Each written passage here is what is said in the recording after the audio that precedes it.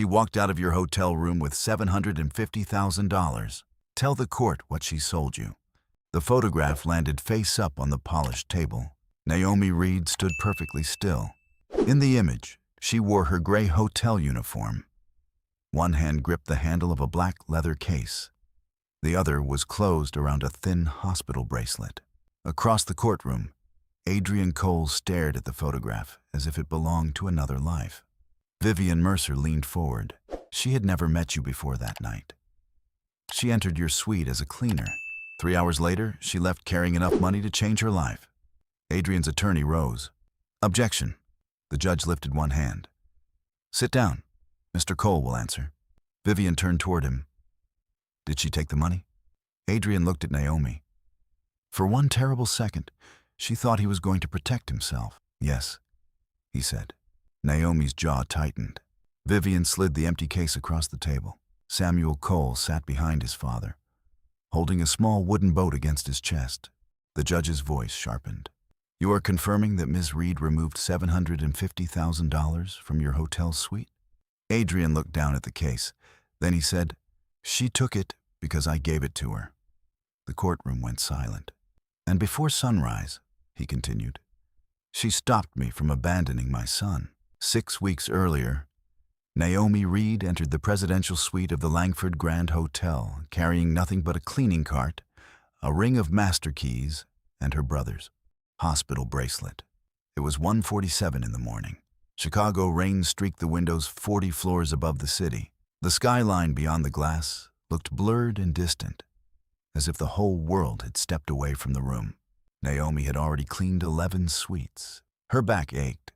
Her shoes were wet from the loading entrance. She had not eaten since noon. None of that mattered. The phone call she had received 4 minutes earlier mattered. The voice on the other end belonged to a financial coordinator at St. Catherine Hospital. Ms. Reed, the review committee has approved your brother for the trial, but the program needs a verified guarantee before 6 a.m. Naomi stopped beside the service elevator. What guarantee?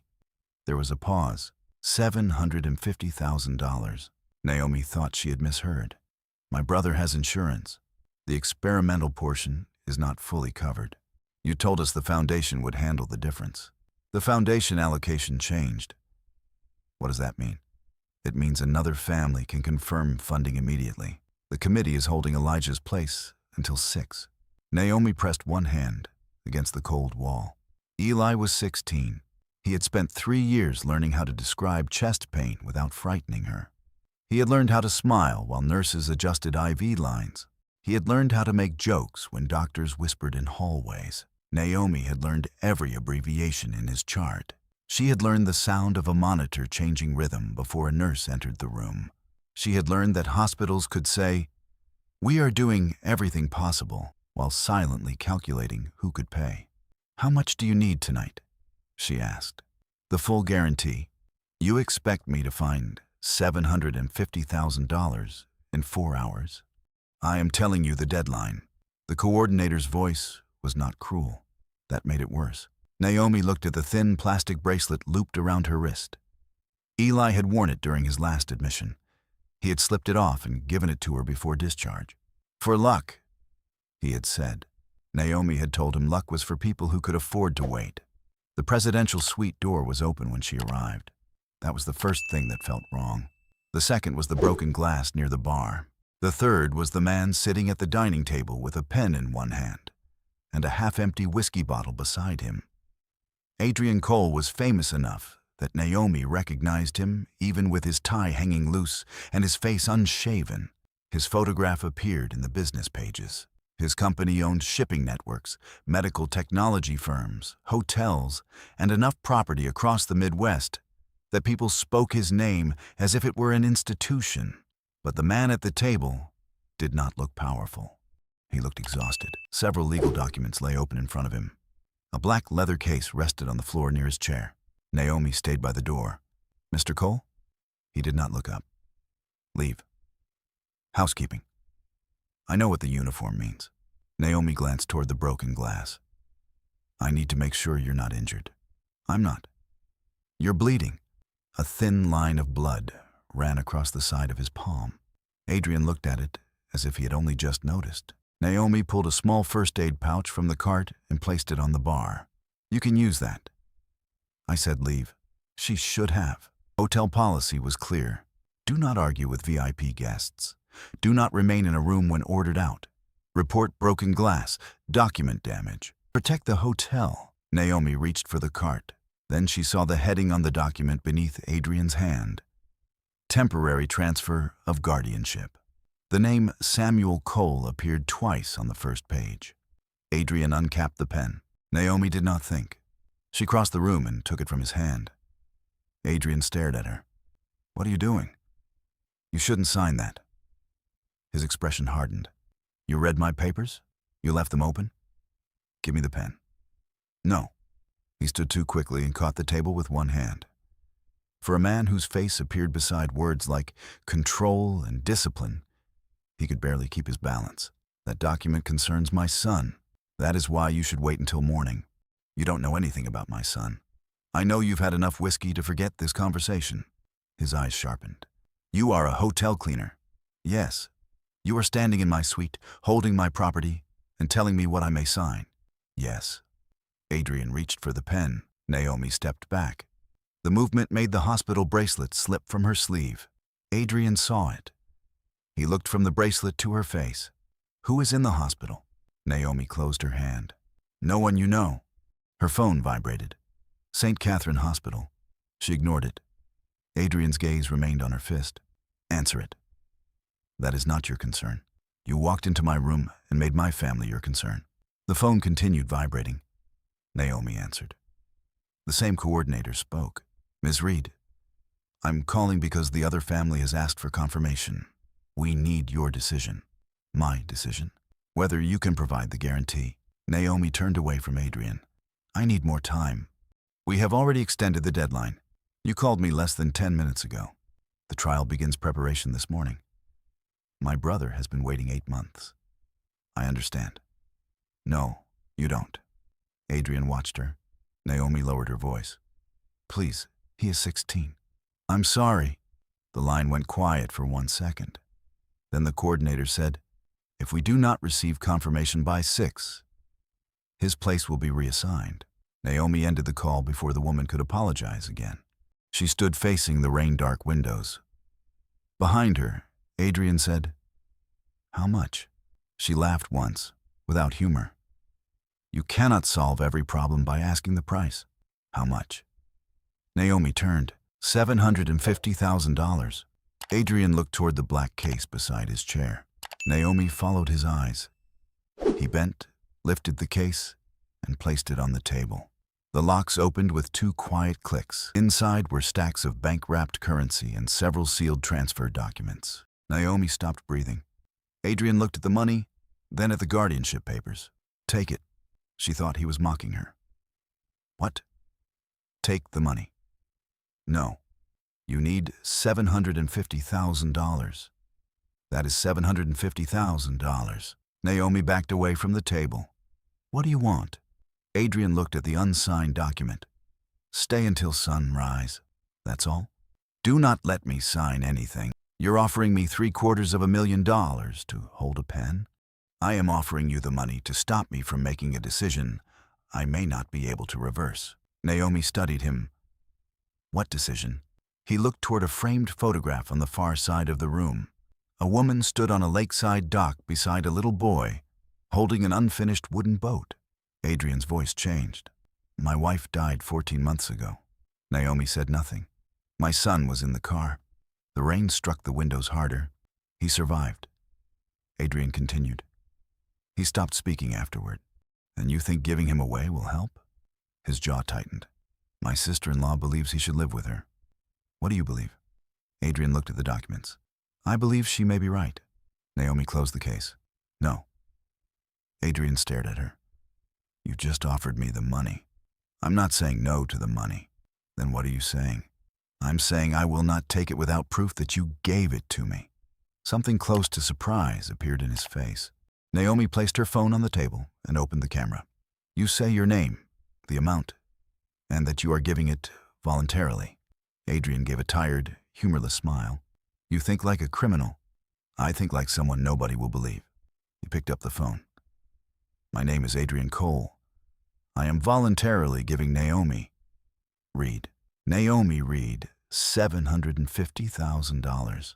For what purpose? His eyes met hers. For stopping me from signing these documents before sunrise. The screen went black. Naomi snatched the phone. The battery had died. The recording had saved only the first part. My name is Adrian Cole. I am voluntarily giving Naomi Reed $750,000. Nothing about the condition. Nothing about Samuel. Nothing about the guardianship papers.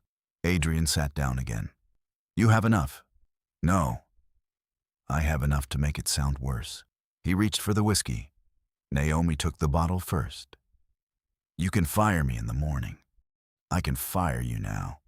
You can try. For the first time that night, Adrian almost smiled. Naomi remained in the suite for the next 3 hours. She removed the legal documents from the table and placed them across the room. She poured the whiskey down the sink, while Adrian watched with quiet disbelief. She cleaned the blood from his hand. She did not ask him to talk about Claire. She did not ask why Samuel had stopped speaking. She did not ask why a man with enough power to command thousands of employees could not bring himself to go home. At 3:12 a.m., Adrian asked why she was still a cleaner, if she was so good at telling other people what to do. Naomi answered, because telling rich men the truth is not usually a paid position. At 4:06, he fell asleep in the chair.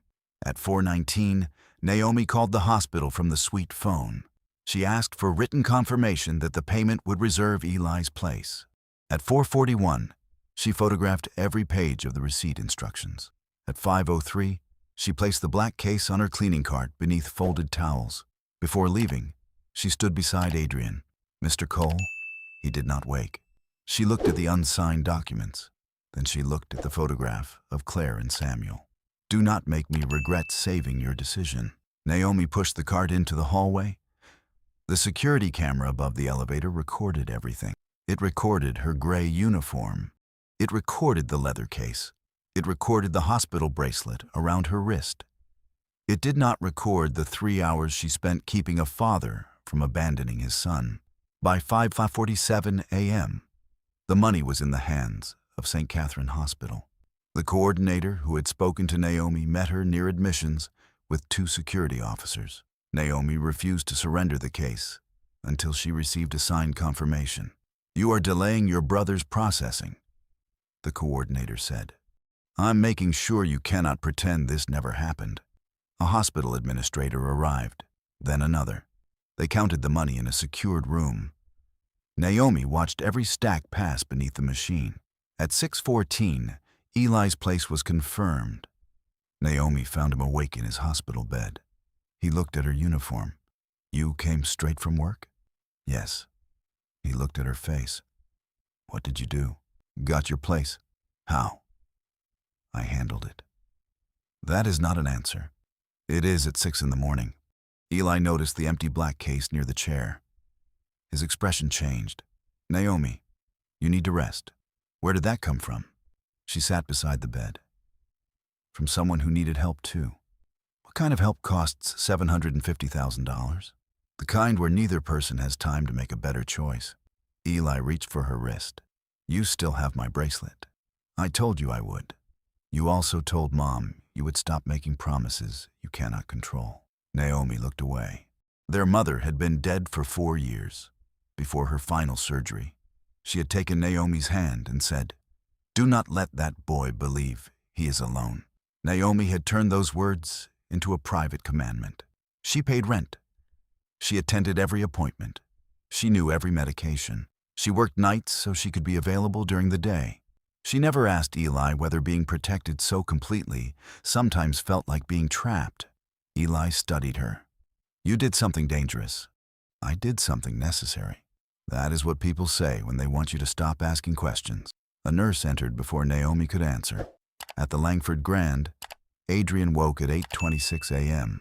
Vivian Mercer was standing near the windows. She wore a dark suit and held the unsigned guardianship documents in one hand. Where is the money? She asked. Adrian looked at the empty space beside the chair. Memory returned in fragments. The cleaner, the pen, the hospital bracelet, the rain. Where is Samuel? With me. Adrian stood. Vivian did not move. You were supposed to sign these. I changed my mind. You were drunk. I was. And a hotel employee was in this room with you for hours. Adrian's security chief placed a tablet on the table. The hallway recording played. Naomi exited the suite with the case. Vivian watched Adrian's face. Who is she? Her name is Naomi Reed. You know her name. Yes. Did she steal the money? No. Then why did she take it? Adrian looked at the interrupted recording on Naomi's dead phone, which hotel security had recovered from the suite after she left it charging near the bar. The video contained his name, Naomi's name, and the amount. It did not contain the reason. She needed it. Vivian's expression changed from anger to disbelief. You gave a stranger $750,000 because she needed it. She stopped me from signing. Vivian stared at him. You are telling me that the person who prevented you from transferring Samuel's guardianship was a hotel cleaner carrying away a case of money? Yes. Vivian placed the documents on the table. Then you have created exactly the evidence I need. By noon, Naomi had been suspended. Her supervisor did not accuse her directly. He did not need to. Corporate security is reviewing your access to the suite. I was assigned to that floor. They are reviewing why you remained inside. The guest asked me to. Did the guest ask you to leave with his money? Naomi looked at the supervisor. Yes. He sighed. That answer is not helping you. The truth is not required to be convenient. The hotel took her master keys. Her employee badge was deactivated. She left through the service entrance, carrying her lunch bag and the empty case. A black sedan waited near the curb. Adrian's attorney stepped out. Ms. Reed? Naomi kept walking. My name is Daniel Price. I represent Mr. Cole. Tell him his money reached the hospital. We know. Then we are finished. I'm afraid we are not. Naomi stopped. Daniel held out a tablet. The security image filled the screen. Mr. Cole's sister-in-law has filed an emergency motion concerning the custody of his son. What does that have to do with me?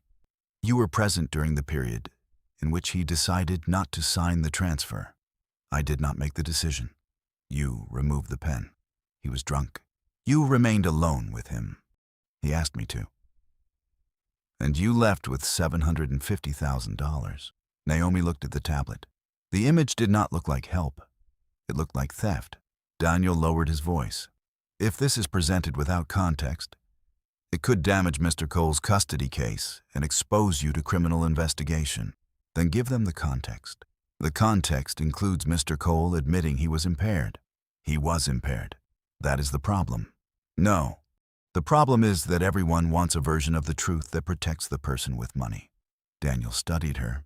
Mr. Cole wants to speak with you. I do not want to speak with him. You may not have a choice.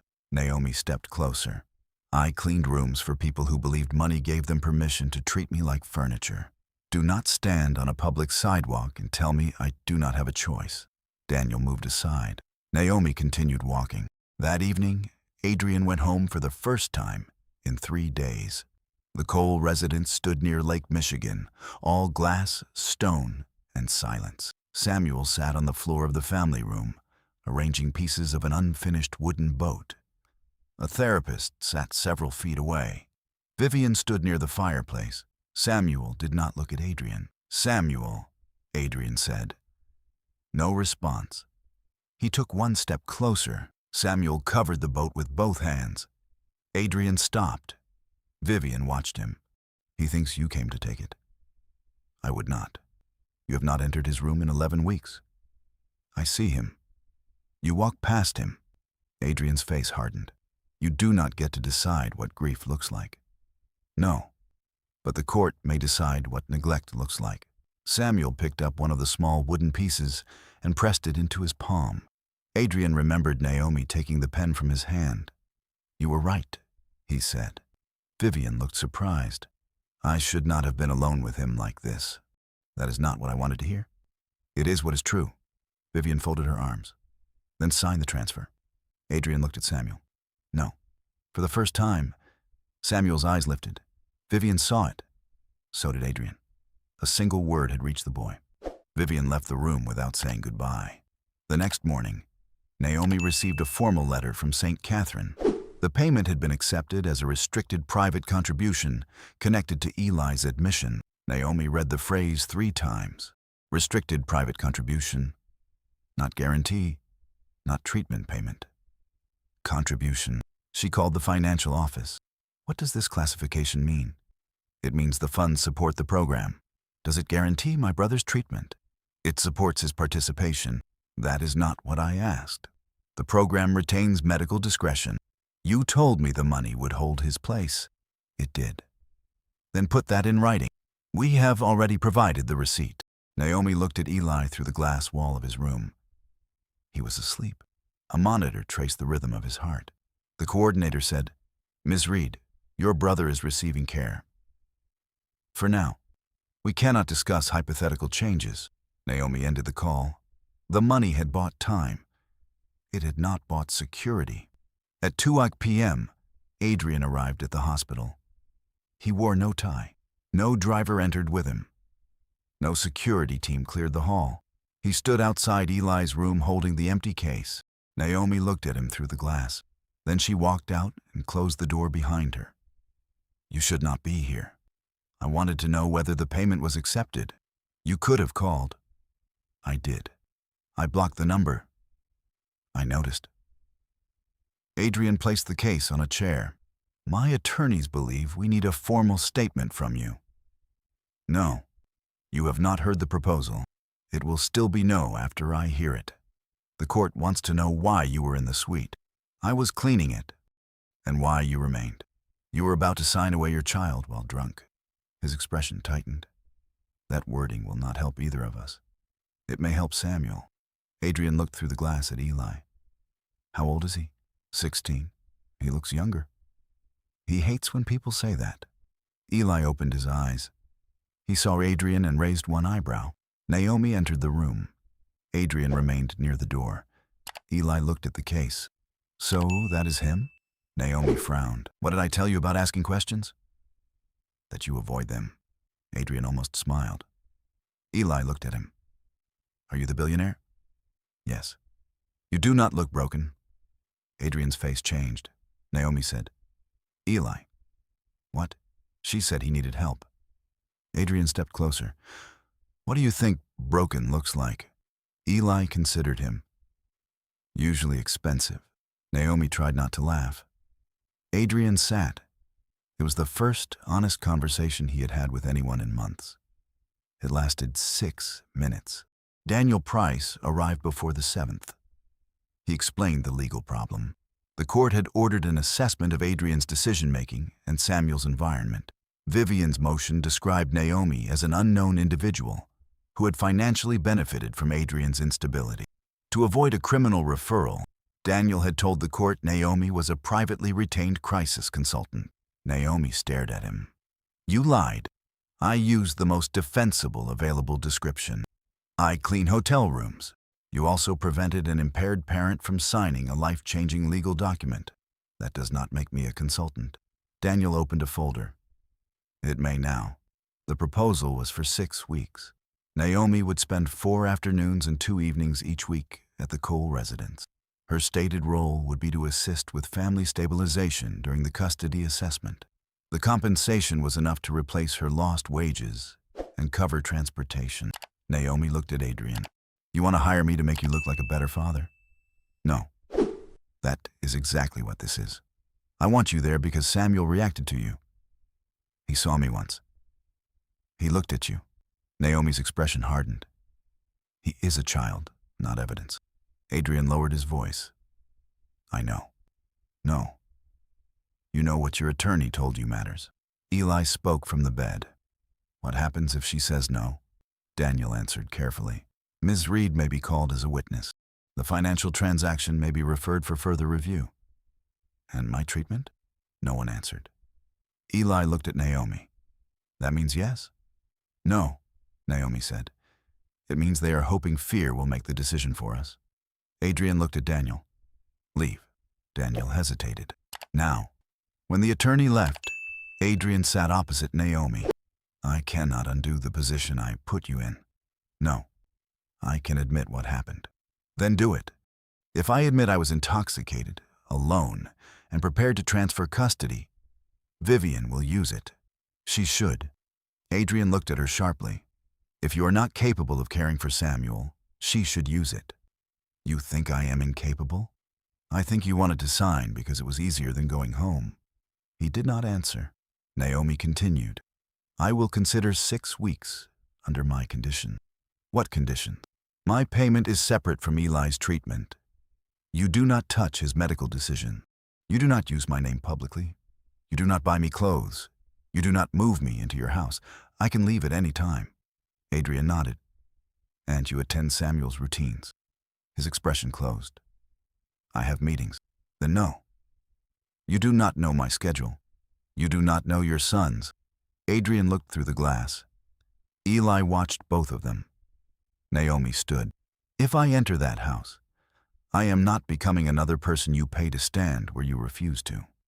Adrian looked down. Then he said, Put it in the contract.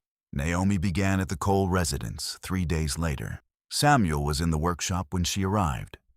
The room had belonged to Claire. Shelves held jars of screws, paintbrushes, small hand tools, and unfinished models. A photograph showed Claire sitting beside Samuel on the floor. She wore a white medical coat over jeans. A wooden boat rested across both their knees. The actual boat lay in pieces on the table. Samuel sat beneath it. Naomi remained in the doorway. Your father told me I can use this room. Samuel did not respond. He also told me not to touch the boat. Samuel looked at her. So I will not. She placed a paper bag on the floor. Inside were several small wooden shapes Eli had made during previous hospital stays. Naomi took one out. This is not part of your boat. Samuel watched. It belongs to my brother. She placed it beside her. He makes them when he is afraid. Samuel's fingers moved slightly. He says he makes them because hospitals are boring. He is lying. Samuel looked at the wooden piece. Naomi sat against the opposite wall. She did not speak again. 23 minutes later, Samuel pushed one piece of the boat toward her. Naomi picked it up. The gesture was so small that anyone else might have missed its meaning. She did not. If stories about dignity, courage, and impossible choices matter to you, subscribe to True Worth Films and stay with Naomi. The decision she made in that room was only beginning to reveal its real cost. At dinner, Adrian sat at the head of a table designed for 12 people. Samuel sat 3 chairs away. One place remained untouched, Claire's chair. The plate had been removed, but the chair itself was exactly where it had always been.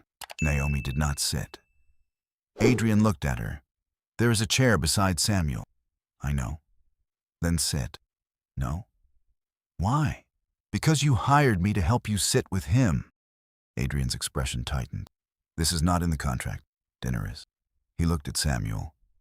The boy stared at his plate. Adrian sat across from him. For 4 minutes, no one spoke. Then Adrian's phone vibrated. He glanced at the screen. Naomi said, Do not. It is the Singapore office. Samuel is in Chicago. Adrian stood. I will be back. Samuel's eyes followed him out of the room. Naomi looked at the empty chair, then at the untouched place where Adrian had been sitting. She did not apologize for him.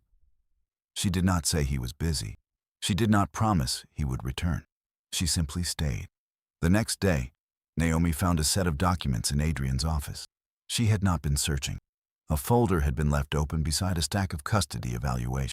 The emblem printed at the top showed a small boat inside a circle. She had seen the same emblem embossed on the inside of the black case. Cole Children's Access Fund, founded by Dr. Claire Mercer Cole. Naomi waited until Adrian returned. What is this? He looked at the folder. Private. The money came from this fund. Adrian closed the door. You were not supposed to see that. That sentence usually means I was. He took the folder from her. The fund has been inactive since Claire died. The money was for children. The money belonged to a corporate charitable account, created to pay for medical access. The board voted to dissolve it. And you withdrew $750,000 before they closed it. Yes. Why was it in your hotel room? Adrian looked away. I was supposed to sign the final documents that morning. Closing the fund? Yes. Then you gave part of it to me. I gave it to Eli. You did not know his name. I knew what the hospital wanted. Naomi stepped closer. Was that money legally yours to give? I was the authorized trustee. That is not what I asked. Adrian's face hardened. The board intended to return the remaining funds to the company. Did they? They believed so. What did Claire believe? He said nothing. Naomi understood. She would have fought them. Yes. And you were going to sign because fighting them required you to remember her. Adrian turned toward the window. You are employed to assist with Samuel. No. I am employed because you lied to a court about who I am. He faced her. Do you want to return the money? Naomi felt the question like an insult. It is already at the hospital. Then why are we arguing? Because you keep acting as though giving money ends your responsibility for what happens next. Adrian's voice lowered. What do you want from me? I want access to the fund record. No. Then I leave. You would walk away from Samuel over accounting record? I would walk away from a man who uses his son to keep me from asking questions. Adrian stared at her. For several seconds, neither moved. Then he unlocked a cabinet. He handed her a smaller folder. Start with the last 6 months. Naomi did.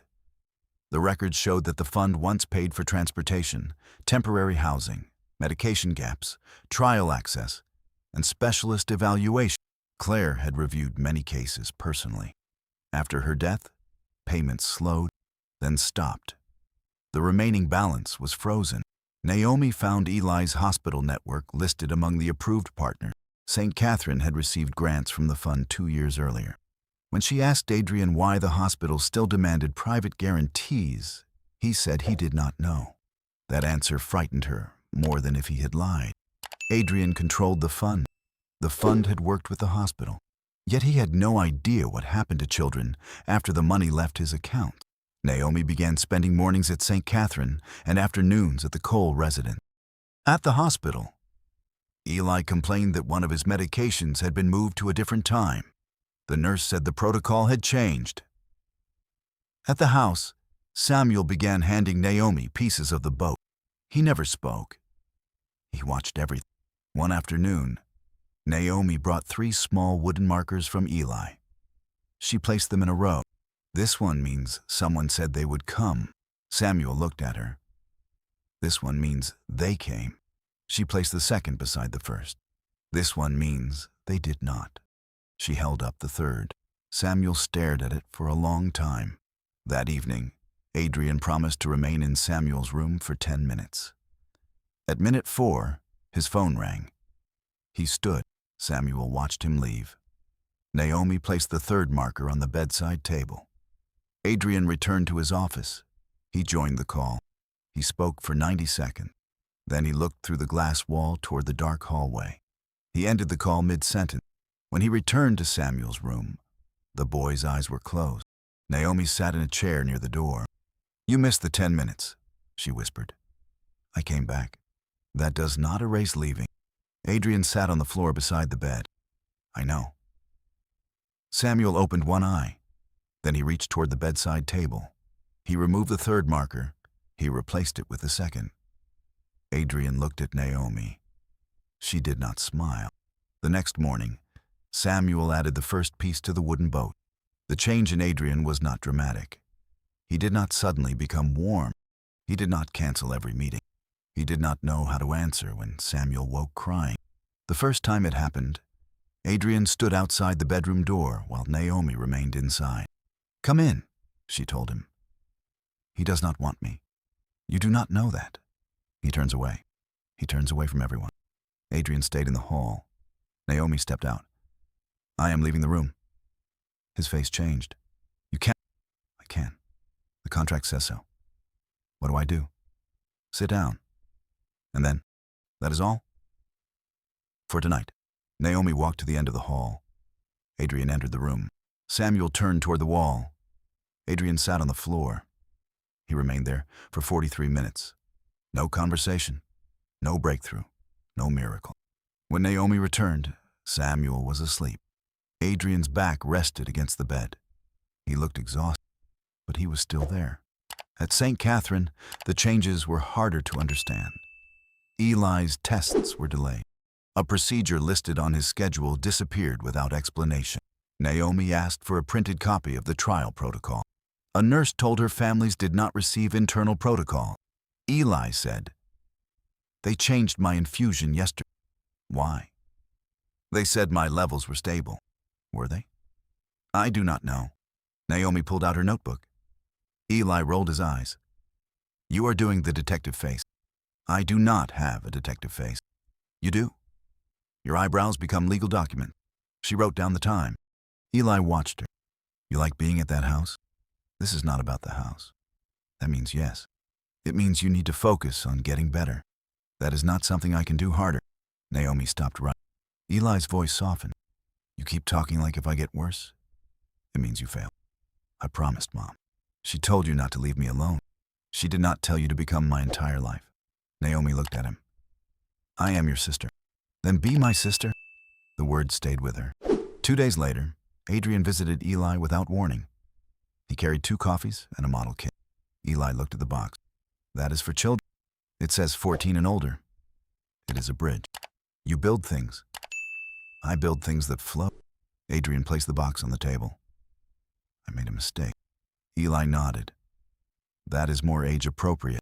Naomi watched from the doorway. Adrian sat beside the bed.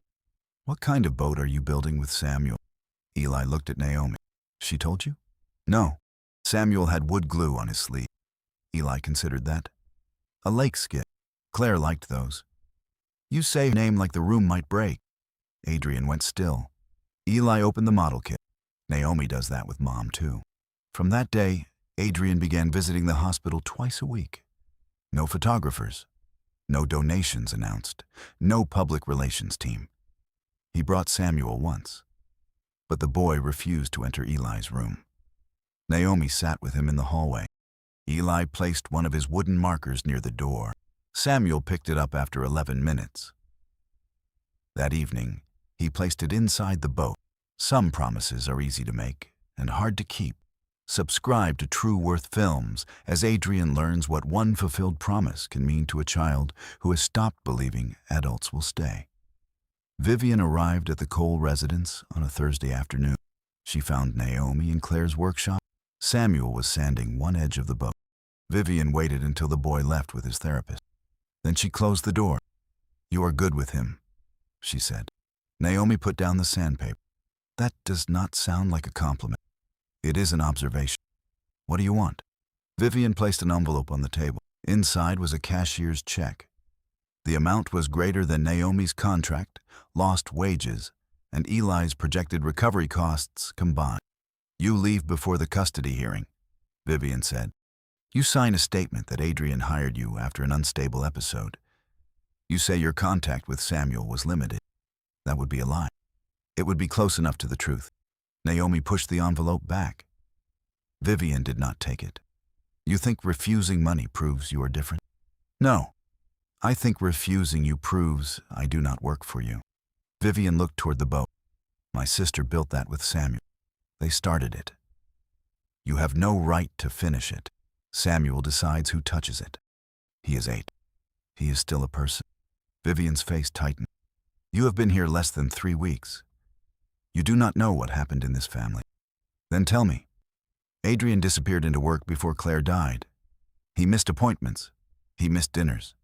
He promised to slow down and never did. The night of the accident, Claire was driving Samuel home because Adrian canceled again. Naomi absorbed the words. Vivian continued. After the funeral, he stopped entering Samuel's room. He left my nephew with therapists, nannies, and staff. Now he has hired you because you make the house look human. Naomi felt the truth inside the accusation. Vivian opened a tablet.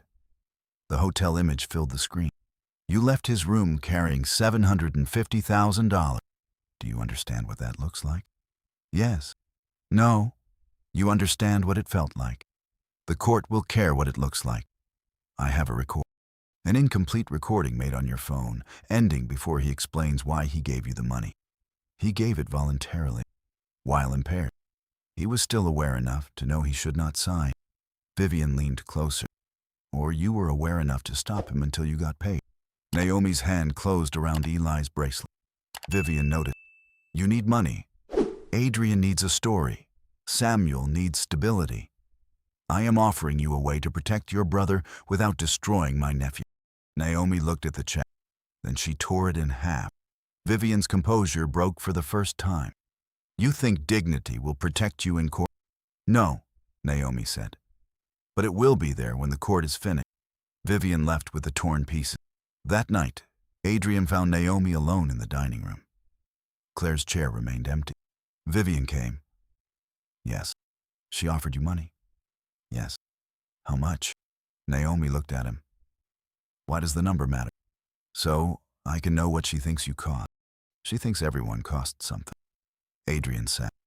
Do you? I think people show you what they value by what they are willing to lose. He looked at Claire's chair. What are you willing to lose? Naomi answered honestly. I do not know anymore. The next morning, Eli's blood pressure dropped during an infusion. The nurses stabilized him. Naomi demanded to speak with Dr. Martin Voss. He arrived 40 minutes later, wearing a white coat over an expensive suit. He reviewed the chart without sitting. Temporary fluctuations are expected. This happened after you changed his schedule. The treatment team adjusts according to clinical judgment. Where is the protocol? Ms. Reed, you are not a physician. No. I am the person who paid $750,000 after your office told me it guaranteed his place. Dr. Voss looked at her. You made a contribution to the program. I paid for my brother's treatment. The distinction is administrative. The distinction is whether you can take the money and remove him anyway. His expression cooled. Threatening staff will not improve his eligibility. I asked a question. You are creating an adversarial environment. My brother's heart is failing. The environment was adversarial before I arrived. After he left, a nurse named Lena Morales entered the room. She closed the door. You need to stop asking questions in the hallway. Naomi looked at her. Why? Because they document behavior. Are they documenting the medication change? Lena glanced toward the glass. I cannot discuss other cases. I asked about Eli. Lena lowered her voice. The trial has different resource tiers. That is not in the paperwork. No. What does it mean? It means some patients receive priority scheduling, specialist access, and intervention windows. Based on medical need? Lena did not answer. Naomi understood. Based on donor. I did not say that. You did not have to. Over the next 4 days, Naomi began comparing everything. She requested itemized statements. She photographed medication schedules. She wrote down every delay. She spoke with 3 other families in waiting rooms. One father had sold his repair shop to enter the program. A grandmother had used a church fundraiser. A couple from Indiana had been told their son's place was secure, then lost it after a donor-sponsored patient arrived. The language was always the same. Clinical discretion. Program capacity. Allocation change. Naomi found that Eli's $750,000 had been entered as a philanthropic contribution associated with the Cole Children's Access Fund. It was not attached to Eli's account as a treatment guarantee. She took the document to Adrian. He read it twice. They used the fund's name. Did you authorize that? No. Can they? They received grants from Claire's foundation before she died. That does not answer the question. Adrian called the hospital's chief executive from his office. Naomi listened as his voice became cold. He demanded Eli's place be restored, the payment reclassified, and Dr. Voss removed from the case.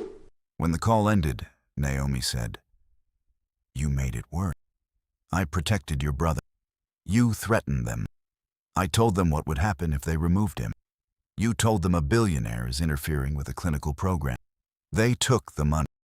And now they will say I used you to buy priority. Adrian looked at her. What would you have me do? Find out how many families they did this to. I can have investigators there tomorrow. No. You can give me access to the fund record. We already reviewed them. You reviewed payments leaving your side. I want to know what the hospital reported afterward. Adrian hesitated. That information may expose the company.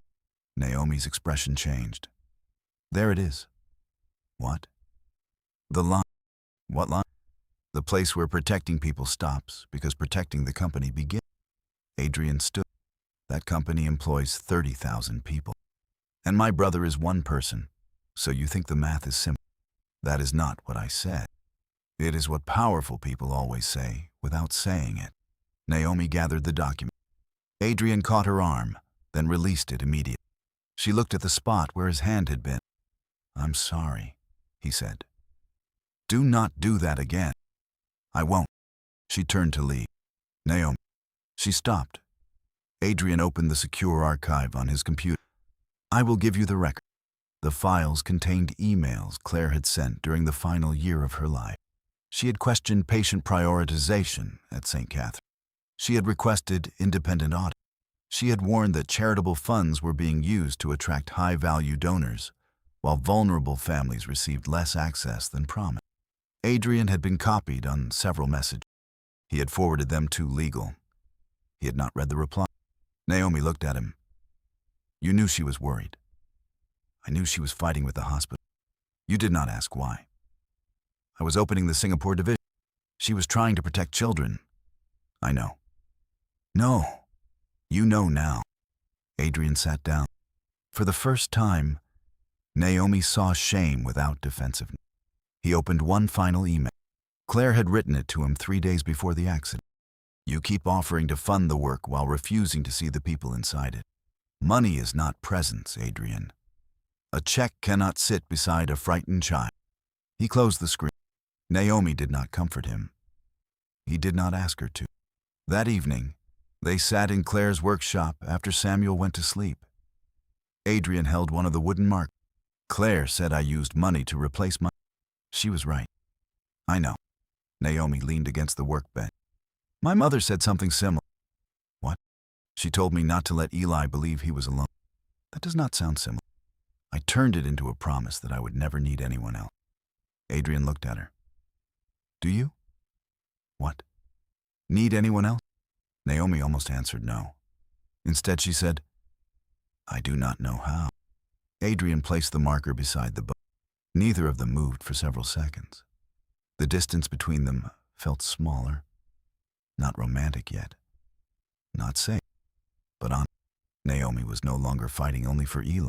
Subscribe and keep watching, because the records she had found were about to expose an entire system built on deciding which children were worth saving. Dr. Voss responded the next morning. Eli's participation was suspended pending a behavioral and financial compliance review. The hospital letter cited interference by an outside corporate partner. Adrian read it in the car. He ordered his driver to turn toward St. Catherine. Naomi called him. Do not come here. They removed Eli. They suspended him. That is removed. If you walk in with attorneys and security, they will say you are proving their point. They are using your brother as leverage. I know. Then let me handle it. That is what caused this. The silence between them sharpened. Adrian said, I was trying to protect him. You were trying to win. The line went dead. At the hospital, Naomi met with Dr. Voss and 2 administrators. They offered to transfer Eli to a standard care program. The experimental treatment would end. The $750,000 would remain with the program as a charitable contribution already allocated to institutional costs. Naomi stared at them. You are keeping the money. The funds have been committed. To what? Program operation. Name one operation connected to my brother. Dr. Voss folded his hand. Ms. Your increasingly hostile conduct has made continued participation difficult. My conduct did not change his medication schedule. That decision was clinical. My conduct did not classify his payment as a donation. That was administrative. My conduct did not move donor-connected patients ahead of him. One administrator looked at Dr. Voss. That was enough. Naomi saw it. So did he. Dr. Voss stood. This meeting is over. 2 hours later, the hotel security image appeared online. Poor hotel cleaner leaves Billionaire's suite with $750,000. By evening, Naomi's name was trending locally. Reporters gathered outside St. Catherine. A television commentator asked whether she had seduced a grieving widow. Another questioned whether Eli's treatment had been purchased through extortion. The Langford Grand terminated Naomi's employment for violating guest privacy and failing to report the financial transaction. Her landlord taped a notice to her apartment door after cameras blocked the entrance. At the Cole residence, Samuel saw Naomi's photograph on a television screen. He pushed the unfinished boat from the table. One side cracked. Adrian turned off the television. Samuel began breathing quickly. Adrian. Samuel. The boy backed away. Adrian looked toward the doorway. Naomi was not there. For the first time, he could not rely on her to enter the room. He sat on the floor. I am here. Samuel covered his ears. Adrian remained. I am here. Samuel kicked one of the wooden markers beneath the cabinet. Adrian did not move close. He stayed until the boy's breathing slowed. Naomi arrived an hour later to collect her bag. Adrian met her in the hallway. I can transfer Eli tonight. No. I found a private center in Boston. No. I will cover it. That is not the point. It is exactly the point. He needs treatment. And the other Adrian's face tightened. We cannot fix every case before helping Eli. We do not have to fix every case. We have to tell the truth about this one. The truth may cost him his place everywhere. Your solution already cost him this one. Adrian held out a document. A confidential agreement. The hospital restores his care. The company reimburses the fund. You stop speaking publicly. Naomi looked at the paper. You signed this? I negotiated it. You still do not understand. I understand your brother may die. The words struck both of them. Adrian regretted them immediately. Naomi's eyes filled, but her voice remained steady. And you think that means I will sell every other family standing behind us? I think it means survival sometimes requires compromise. No, survival sometimes requires help. What you keep offering is ownership. That is not fair. Fair. She stepped closer. You gave me money when I had 4 hours to save Eli. Then you hired me because your lie needed a body. Then you used your power against the hospital after I told you not to. Now you are offering to fix the damage if I agree to disappear. I am trying to protect you. You keep trying to protect people by owning the room. Adrian went silent. Naomi's voice broke slightly. Sometimes protecting them means telling the truth and accepting what it costs. She placed the contract in his hand. I am ending our agreement. What about Sam? The question hurt her. She looked toward the workshop. You should have asked what would happen to him before you built a plan around me. He trusts you. He needs to trust you. Naomi. She picked up her bag. Adrian reached for her, then stopped. Naomi walked into the workshop. Samuel sat beside the cracked boat. She knelt several feet away. I have to leave. He did not look at her. I am not leaving because of you. Samuel's hand closed around one wooden mark. I will not promise when I will come back. His shoulders tightened. But I will not lie to you. Naomi placed Eli's hospital bracelet on the workbench. You can keep this until I return for it. Samuel stared at the bracelet. Naomi waited. He did not move. She stood and walked out. After the front door closed, Samuel picked up the bracelet. Then he took one of the markers and hid it inside the broken. Eli's condition worsened 2 days later. He experienced a sustained arrhythmia during the night. St. Catherine stabilized him in the emergency unit, but refused to restart the trial medication without review. Naomi sat beside his bed until morning. Eli opened his eyes. You look terrible. So do you. I am sick. You need a better excuse. Naomi looked at the monitor. I may accept their agreement. Eli's expression changed. No. They will restore the treatment. And you stop the investigation. You need the treatment. Other people need it too. You are not responsible for it. Neither are you. Naomi looked at him. Eli continued. You spent my whole life deciding that because Mom died, you had to become every person I might need. Now you are about to decide for me again. I am trying to keep you alive. Then listen to me while I am. A hospital administrator entered with a statement. It said Eli had received all treatment according to protocol and that any schedule changes had been medically appropriate. His signature would allow immediate reconsideration. Eli read it, then tore it in half. Naomi closed her eyes. The administrator said, "You understand the consequence." Eli placed the pieces on the tray. "I understand." At the Cole residence, Vivian found Adrian sitting on the floor of Samuel's room. The boy was asleep. Adrian had been there since midnight. Vivian remained in the doorway. "You look like Claire used to." Adrian did not move. She sat there during his fevers. Vivian continued. "You sent Doc." "I know. You always knew how to send the best person. I thought that was what providing." Vivian looked at Sam. "The hearing is in 3 days." "I know. If you admit what happened at the hotel, you may lose. I may deserve to." Vivian's expression hardened. "That is not humility. That is another way of." Adrian looked at her. "You do not get to surrender, because facing him is painful." The words sounded like something Naomi would say. Vivian stepped farther into the room. "I do not trust you." "I know. I believe Naomi is dangerous to this case." "She is." Vivian frowned. Adrian continued. "She makes it impossible to protect myself with a clean look." He looked toward the boat on the shelf. One marker was missing. He picked up the boat and heard something move inside. A small panel had come loose when the boat crashed. Behind it, Samuel had hidden several wooden markers. One for each night Adrian had entered the room. One for each dinner he had completed. One for the hospital visit. One for the night Naomi left.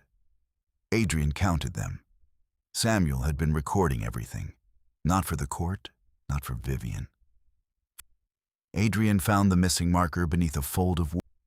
A dark line had been drawn across it. They understood. It represented the first night after Naomi left.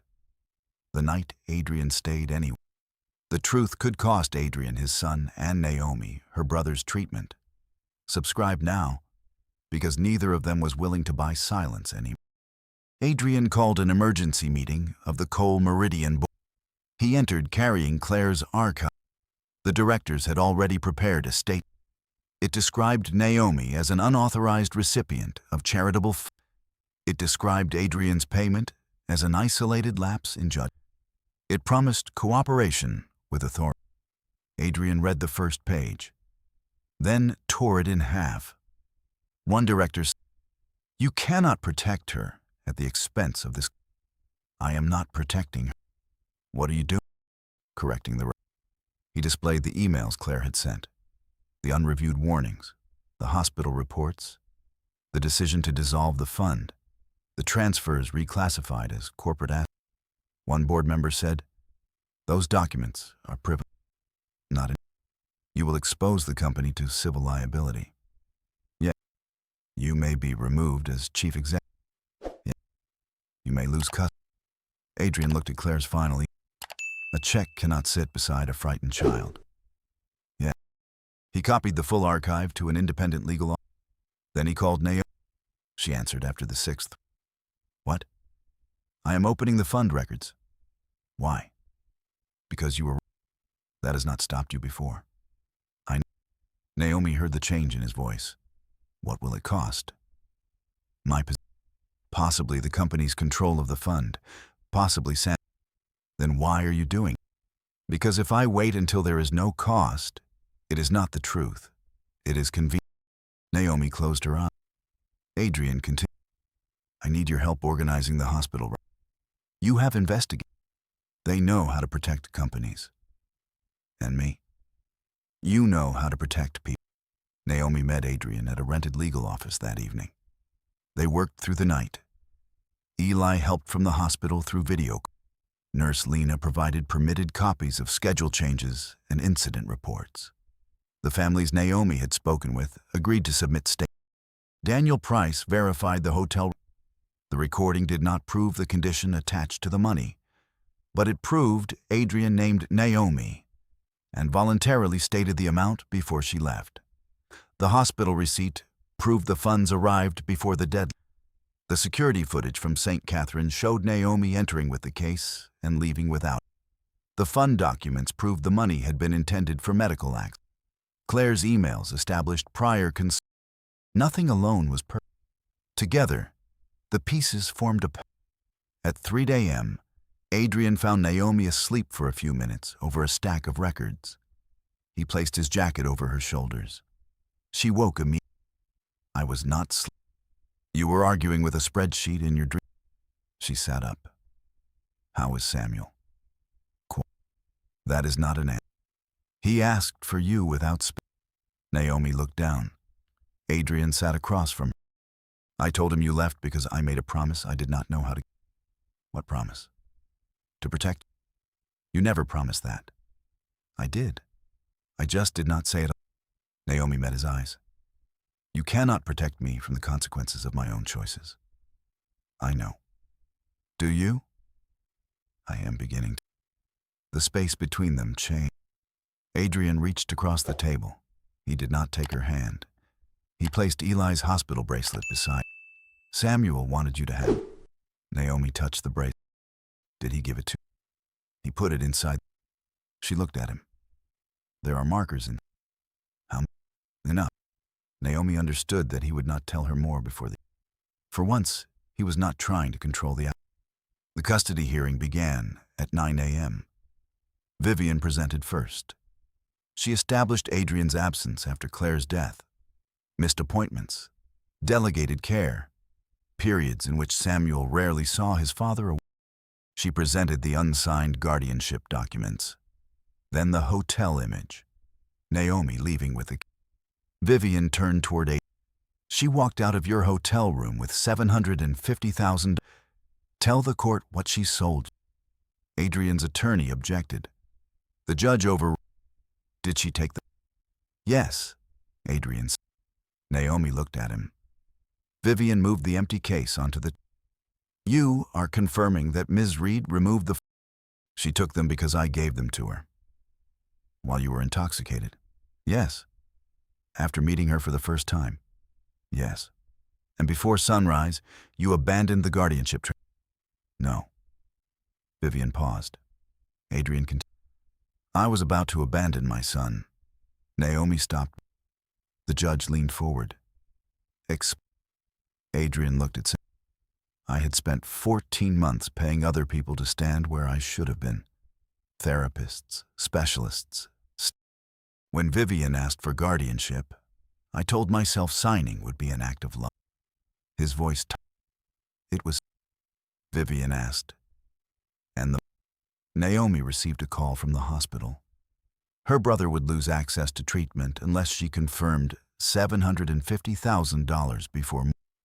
You believed a stranger's story. I heard the call. You did not verify it. No. You gave away charitable funds while impaired. Yeah. You expect this court to consider that responsible? The answer surprised everyone. Adrian continued. I expect the court to consider it true. Vivian looked at the judge. This is precisely why Samuel requires stable guardian. Adrian did not argue. Naomi was called next. Vivian approached. You needed. Yeah. You believed your brother might die without. Yeah. You were willing to remain alone with an intoxicated stranger. I was willing to prevent him from signing away his. For money.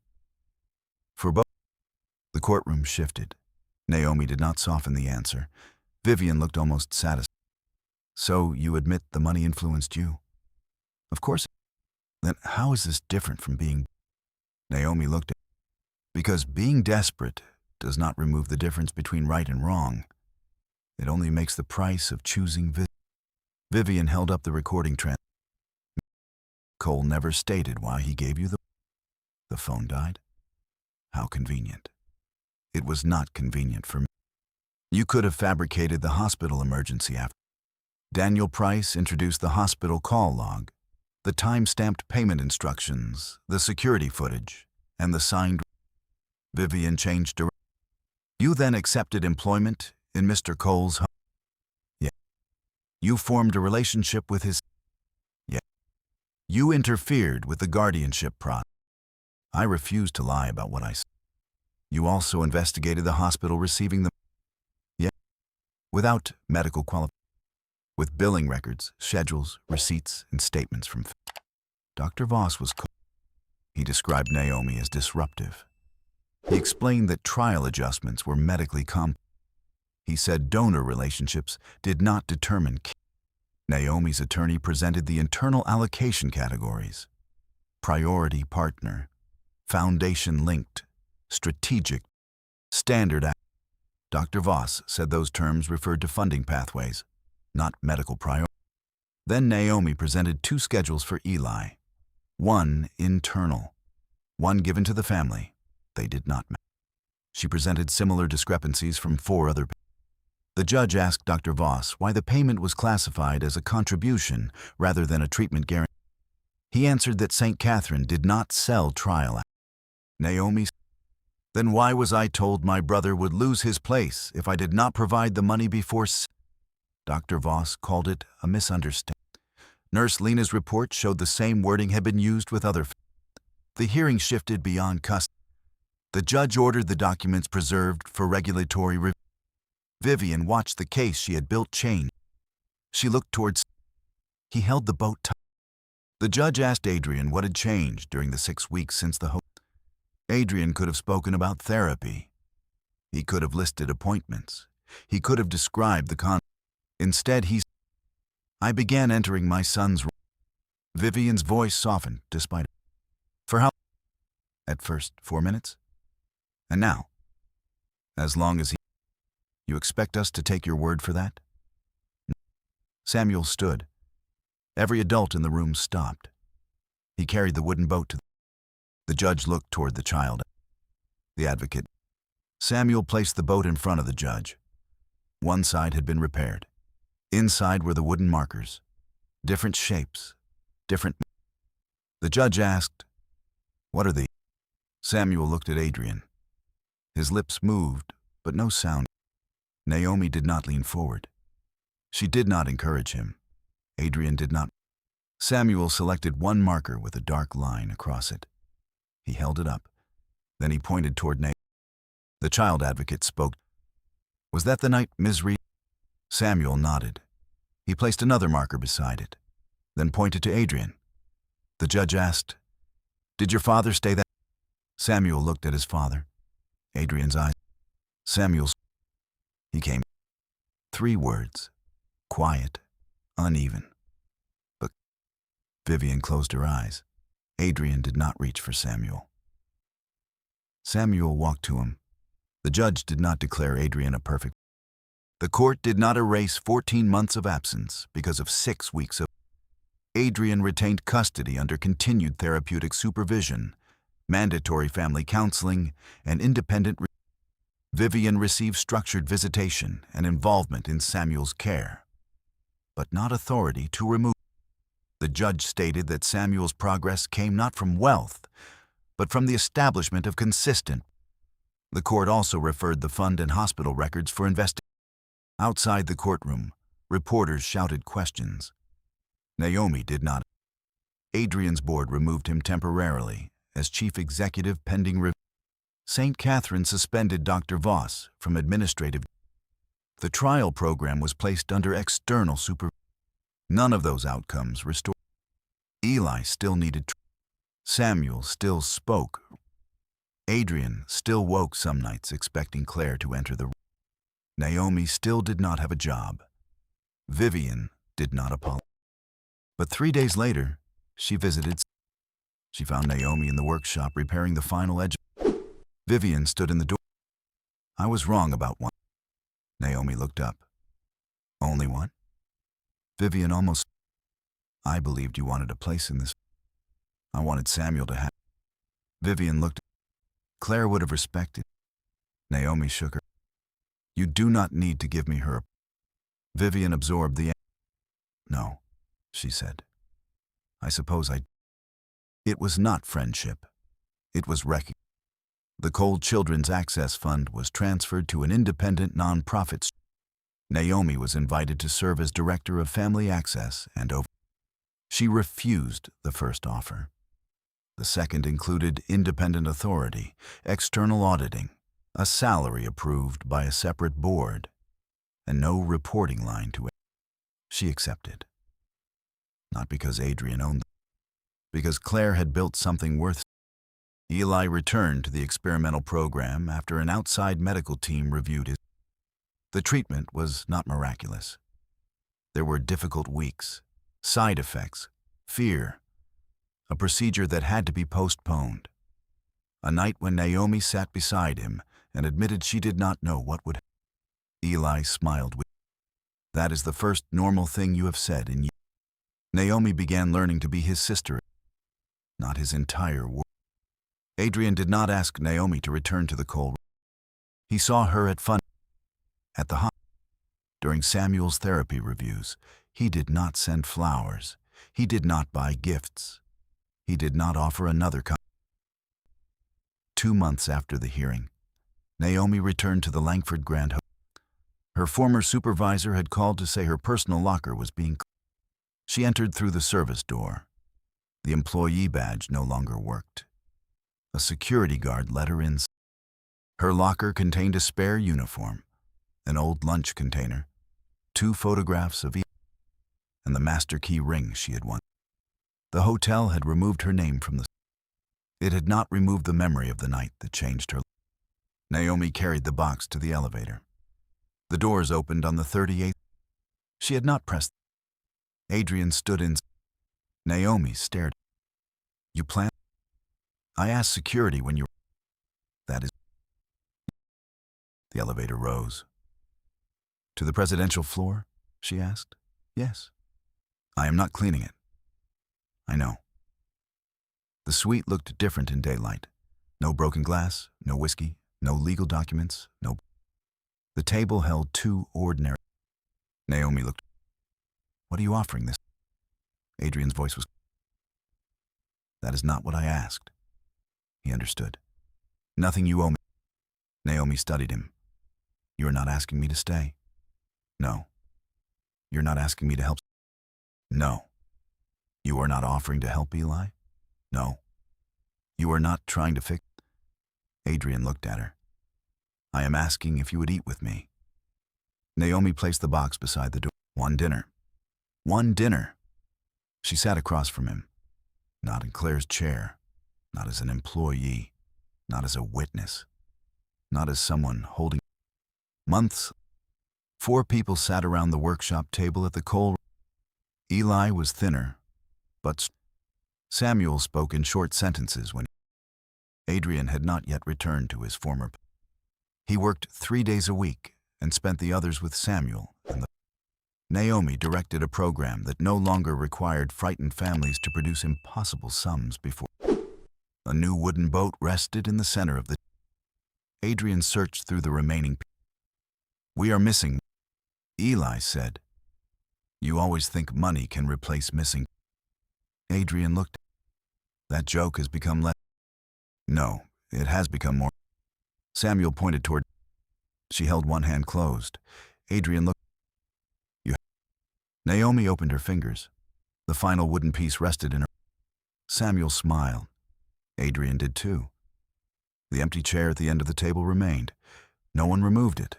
No one pretended Claire had not. But the chair no longer pulled the room backward. Naomi fitted the final piece in. There was no contract on the table. No case. No promise that nothing painful would ever happen. Only 4 people who had learned that staying was not something wealth could. It was something a person chose, one night at a time.